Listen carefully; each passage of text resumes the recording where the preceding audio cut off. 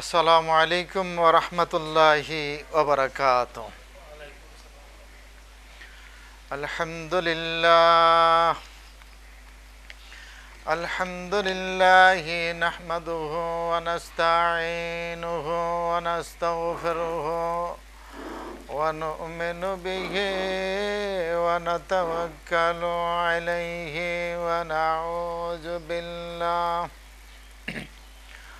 ونعوذ بالله من شرور أنفسنا ومن سيئات أعمالنا من يهده الله فلا مضل له ومن يضلله فلا هادي له ونشهد أن لا إله إلا الله وحده لا شريك له ونشهد أن محمدا عبده ورسوله. أما بعد فأعوذ بالله من الشيطان الرجيم.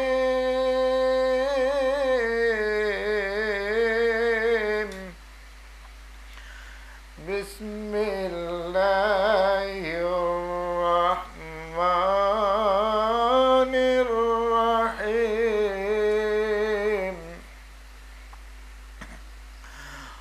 ومن ورائهم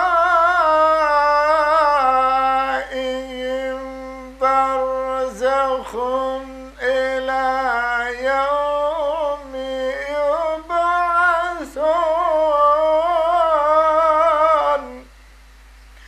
وقال رسول الله صلى الله عليه وسلم: وأعوذ بك من فتنة الدنيا وعذاب القبر.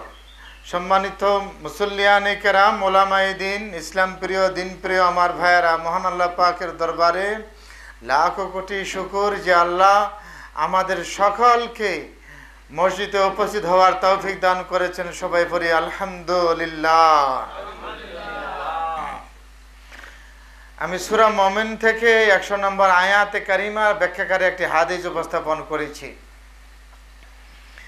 যাদের কবরে কোনো প্রশ্ন করা হবে না, যাদের কবরে কোনো আযাব হবে না, তাদের ধারাবাহিকতা আমি আজকে আপনাদের সামনে তুলে ধরছি। 19 প্রকার লোকের কবরে কোনো প্রশ্ন করা হবে না, কবরে কোনো আযাব হবে না। 1 নম্বর হলো নবী রাসূলদেরকে কোনো প্রশ্ন করা হবে না। নাম্বার 2, শহীদ, দিনের রাস্তায় আল্লাহর দিন প্রতিষ্ঠার জন্য জান দিয়েছে, মাল দিয়েছে, শহীদ হয়ে গিয়েছে, এমন ব্যক্তিকে কবরে কোনো প্রশ্ন করবে না, কবরে কোনো আযাব হবে না। নাম্বার 3 নম্বর, মুসলিম রাষ্ট্রের সীমানা যে পাহারা দেয়, মুসলমানদেরকে নিরাপত্তা দেওয়ার জন্য সীমান্ত যারা পাহারা দেয়, এদের কবরে কোনো প্রশ্ন হবে না, কবরে কোনো আযাব হবে না। 4 নম্বর, মহামারীতে কেউ যদি মৃত্যুবরণ করে, এদেরকে কবরে কোনো প্রশ্ন করা হবে না, এদের কবরে কোনো আযাব হবে না।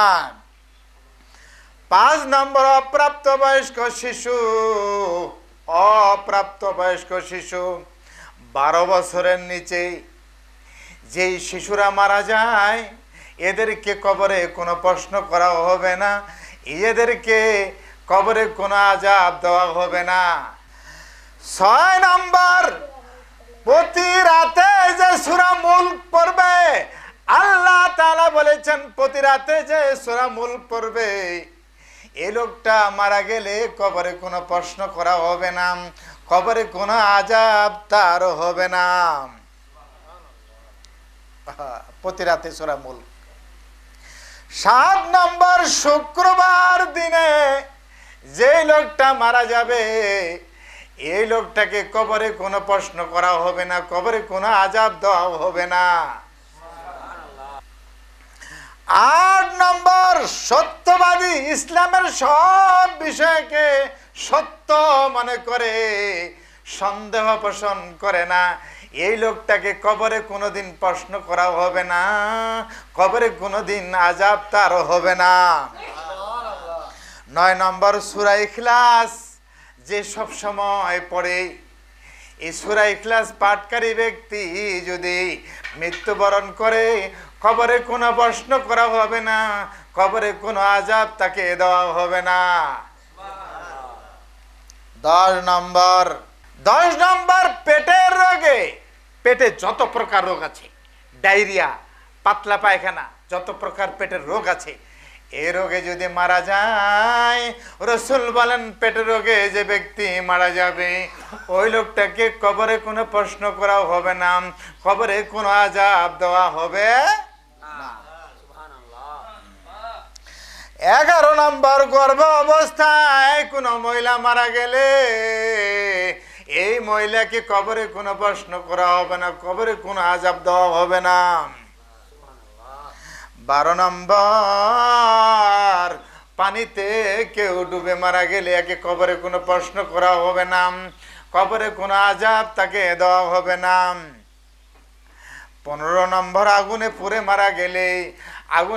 মারা গেলে একে কবরে কোনো প্রশ্ন করা হবে না, কবরে কোনো আযাব দেওয়া হবে না। 15 নম্বর,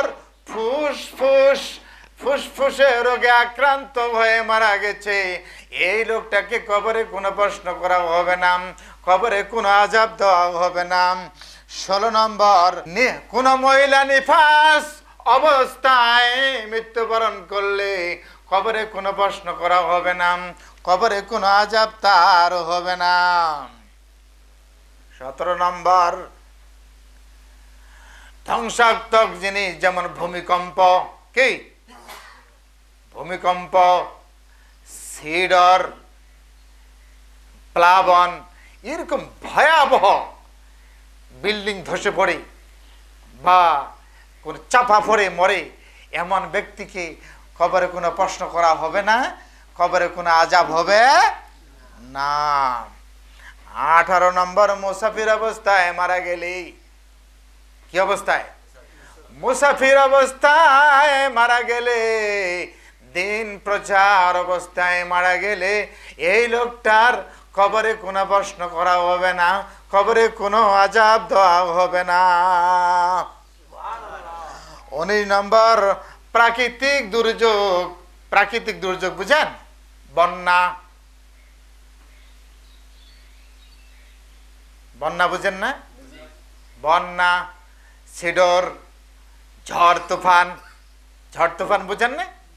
একেবারে প্রাকৃতিক দুর্যোগ যাকে বলে, এমন ঝড় তুফান গাছপালা ঘর বাড়ি সব উড়াই নিয়ে যাচ্ছে, এই অবস্থায় যদি কোনো মুসলমান মারা যায় এর কবরে কোনো প্রশ্ন করা হবে না, কবরে কোনো আযাব হবে না। সুবহানাল্লাহ বলেন না? 12 বছরের নিচের শিশুরা যদি মারা যায়, 12 বছরের নিচের শিশুরা যদি মারা যায় এদেরকে কবরে কোনো প্রশ্ন করা হবে না, এদের কোনো আযাব হবে না, এরা জান্নাতে চলে যাবে। হ্যাঁ, জোরে সুবহানাল্লাহ বলেন। কবরে 5টি প্রশ্ন করা হবে। কয়টি? শুনে আসছেন 3টি প্রশ্ন করা হবে। আজকে শুনেন, কবরে 5টি প্রশ্ন করা হবে। মান রাব্বুকা, তোমার রব কি? ওমান দিনুকা, তোমার দিন কি? ওমান হাজার রাজুল, নবীকে দেখাই দিয়ে বলবে এই লোকটাকে চিনো, কে? এই 3টা প্রশ্নের উত্তর যে দিবে তাকে আবার পটাপট 2টা প্রশ্ন করবে, আর যে উত্তর দিতে পারবে না তাকে আর কোনো প্রশ্ন করবে না। যে উত্তর দিতে পারবে তাকে আবার 2টা প্রশ্ন করবে। বলো তো তুমি এটা কিভাবে তুমি জানলে? বলো, বুঝতে পারছেন? তখন সে বলবে আমি কোরআন হাদিস থেকে পেয়েছি অথবা আলেম ওলামা আমাকে বলেছে। সুবহানাল্লাহ পড়েন।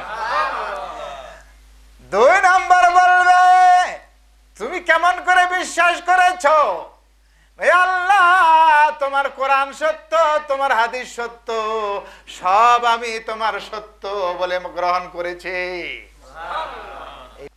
যেটাকে কবর বলা হয়। কবর মানে কি? মাটি একটু খনন করে ওই জায়গায় লাশ দাফন করাকে এটাকে আমরা কি করি? কবর বলি। আর কিয়ামত, কবর থেকে শুরু করে কিয়ামতের আগ পর্যন্ত এই সময়টাকে বারজাক বলে। কি বলে? বারজাক বলে। কি বলে? আল্লাহ তাআলা সূরা মুমিনুনে বলছেন